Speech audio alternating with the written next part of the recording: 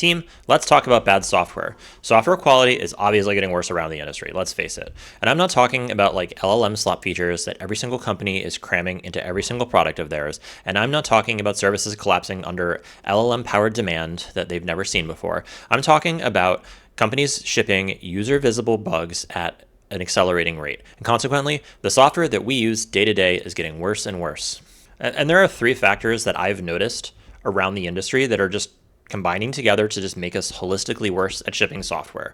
The first one is pretty simple. As you write code faster, the acceptable error rate drops. And I think this is pretty obvious, but I also think it's worth stating, which is that if you're actually shipping code faster and faster, but you have a certain regression rate per change, then obviously you're shipping more regressions. It's just math. It's just logic. It's just the way it is. So I guess there's two pieces of this. One, are we actually shipping code faster? And two, how do our users experience this?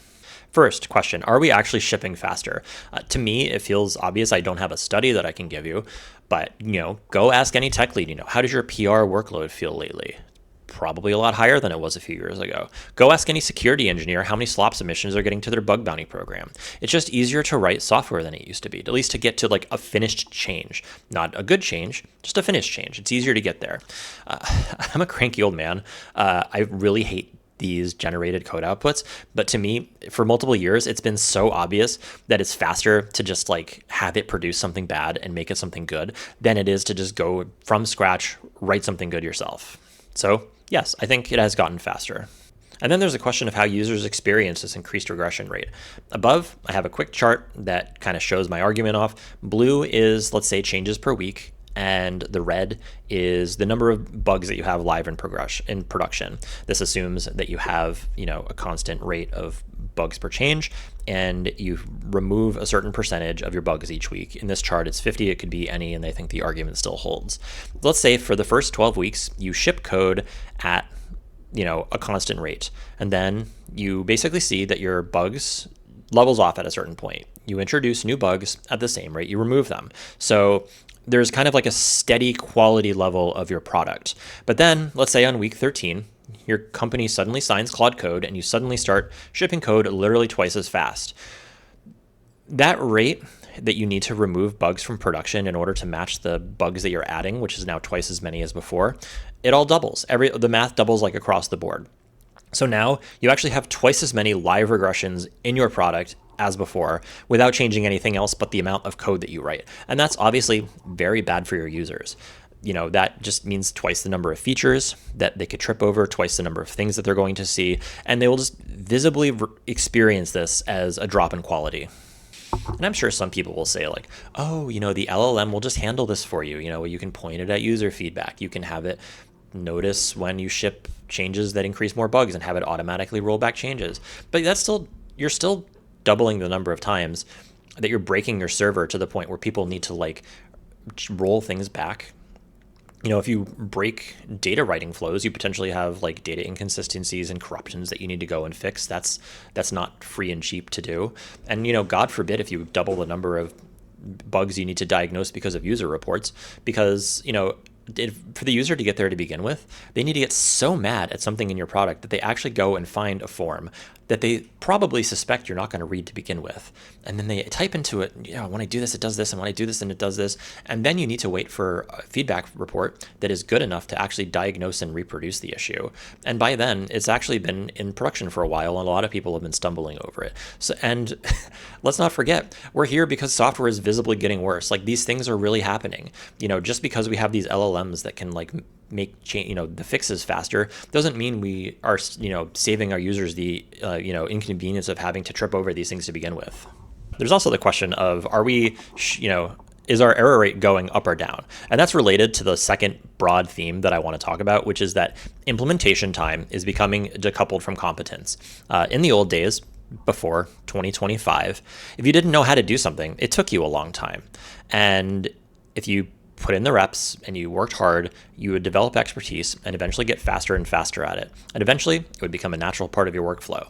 But the speed was good, but also the slowness was good too. It was learning. It was actually the act of like impressing the problem on your brain so that you weren't just like reading something and saying, okay, I think I understand that. You were actually developing the muscle memory. You were actually developing the practice of doing these things. You developed every skill that you needed. You found every pitfall and every wrinkle, and eventually you learned how to handle every single one of them. And that is what expertise looked like. It was basically like the understanding of the theory as well as the execution of the practice.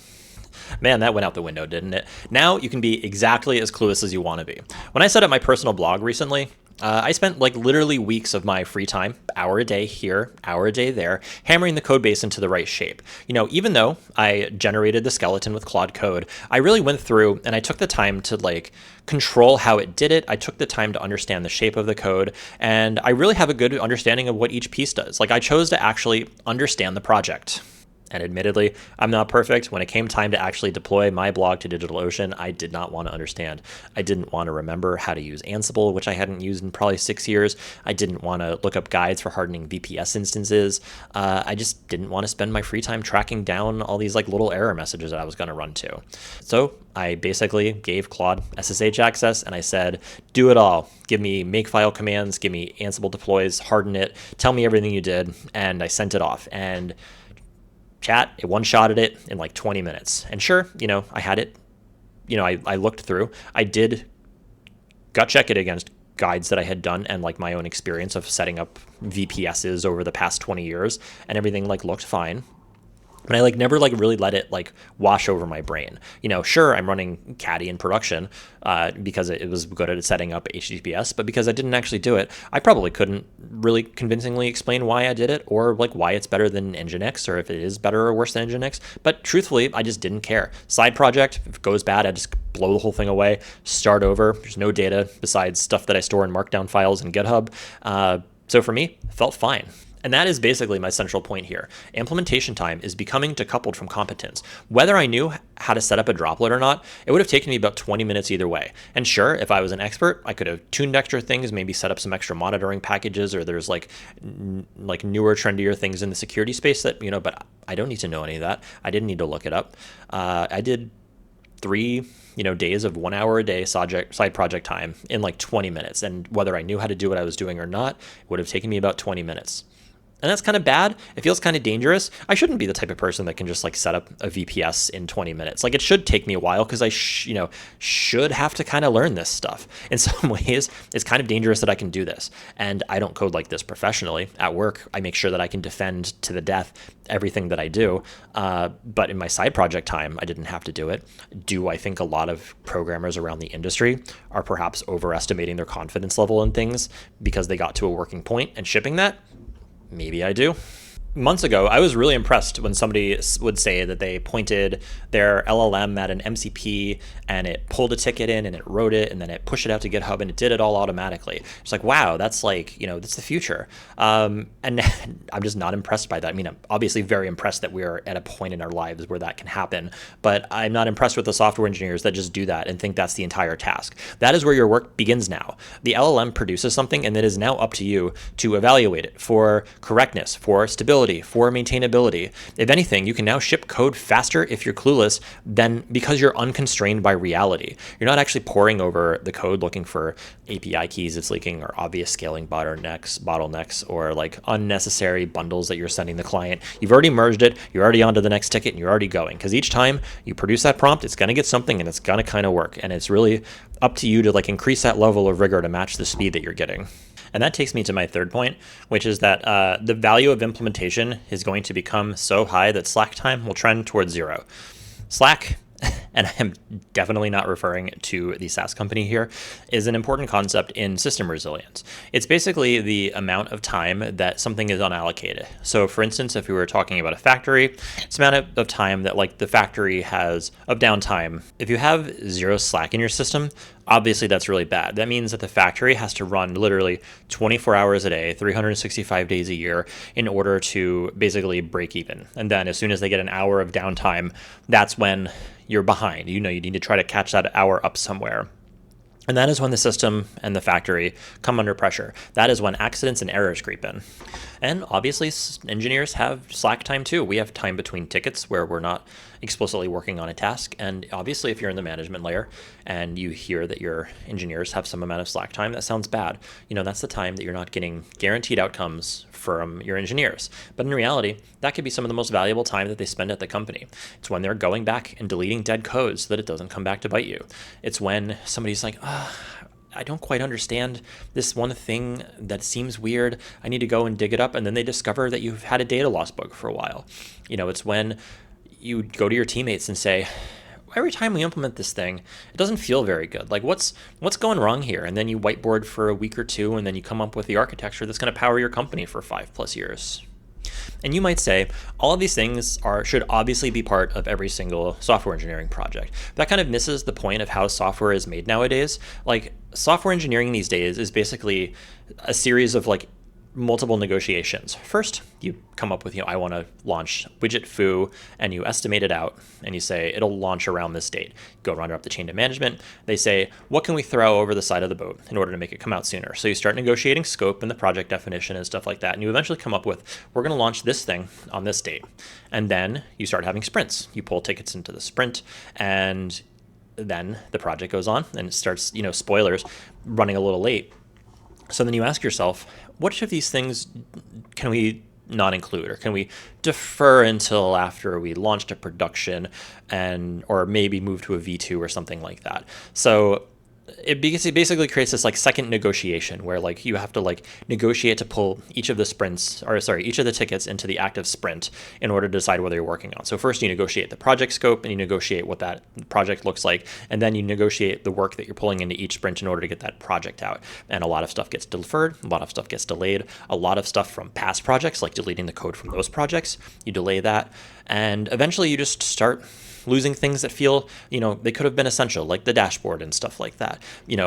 That's time. If you had slack time as an engineer, you could potentially go back and do it. If you decide that it's important, if you really feel the missing pain of it, having that extra slack time is the time that you would have gone and done that. You would have deleted that code. You would have built that dashboard. But when you completely remove all slack time, then you lose the ability to do that because you're always just 100% allocated to project work. So then there's a question of, are we going to have more slack time in the future because we can implement stuff faster, so you'll have more time between projects? In reality, I think it's going to go the opposite way. I think because you can get value out so quickly, I think you will never, ever have slack time in the future, or it'll trend in that direction. Imagine telling your executives, that thing that used to take us an entire quarter, now we can do it. It used to take us 12 to 13 weeks. Now we can do it in only 6 weeks. We can get it out the door, and it's twice as fast, and it has about the same error rate as before, and so on and so forth. Do you think they're going to say, oh, great, now you get 6 or 7 weeks to go fix everything and make it nice? No, you're going to get an entire second project fit in that time. And obviously, when you have no slack, it just leads to worse outcomes across the board. Without slack, you can't even handle minor bumps in the road, like somebody unexpectedly getting hurt and needing surgery. Without slack, who's going back and deleting all those old branches of code so that they don't bite you in the butt later? Who's spending a week whiteboarding so that they can determine the future architecture that needs to power your company? Nobody's doing that because they're working. Who's investigating that one weird thing before it becomes a problem? Nobody's doing that. And that leads me to my last question. What can we do about this? I don't want to just be doom and gloom about the future. We have agency over this. We can do something about it. Are we going to reduce our error rate by 100 times so that we can ship code 100 times faster? Probably not. But the increased implementation speed applies to everything. It means that we don't have to be stuck into this old paradigm where shipping code just means we write a piece of code and we write a test for it, and that is what correctness means to us. We can actually do better things in order to have, verify that our code is more correct. I can imagine a future where an LLM with the right skill set could actually verify that every single line of code has a test that fails if it regresses in a certain way. I can imagine a future where it becomes so cheap to produce integration tests that we start to default to integration tests over unit tests. That saves us from things like mocking libraries, and anyone who has worked with me knows that I hate mocking frameworks and think they lead to worse engineering outcomes holistically. So this could become the perfect axe for me to grind. And in some ways, it's a little hypocritical and maybe even a little dangerous for me to say this, right? I'm kind of assigning these LLMs these abilities they don't have now and just assuming that they can good it. I get frustrated by this all the time. But I think it is within their capabilities to do this. I think that they have the reasoning ability at this point to look at a line and say, what are the likely errors here? And what tests would I need to write in order to protect against them? I don't think we just need to be chained to our, we have the implementation and we have the unit test, and that is like what correctness means to us. I think we can go beyond it, and I think we can increase our level of rigor while using these tools to accelerate us. And the other thing that gives me hope for the future is that software engineering has never been as verifiable as it is right now. Never before have we had such level of control over just running a parallel experiment and just seeing what output we like better. Right now, all you need to do, if you decide, if you want to test, for example, are subagents good? You can just run a prompt and tell it don't use any subagents. You can run a prompt and tell it use subagents and just see what the output difference is. And sure, you're kind of pinned to that point in time. You're pinned to that test harness. You're pinned to that model right now. But it's better than nothing. Before, it was all vibes. Now, it's vibes plus a little bit of science. And that's an improvement. And that is why I am really excited to be a software engineer right now, is it doesn't feel solved anymore. It doesn't feel like we really know the best way to produce reproducible good outcomes for our users, accounting for all the new implementation speed that we have. So, go try things, write blog posts, make videos. I really want to see new techniques and new things that we can do that we can incorporate into our own work. Thank you for watching. If you liked this video, please like it. If you want to see my next one, I built a linear clone, both with Opus 4.7 and Codex 5.5 to see which model I like better. And if you think I'm an idiot, then the comment section is right below. Let me know what you think. Peace out.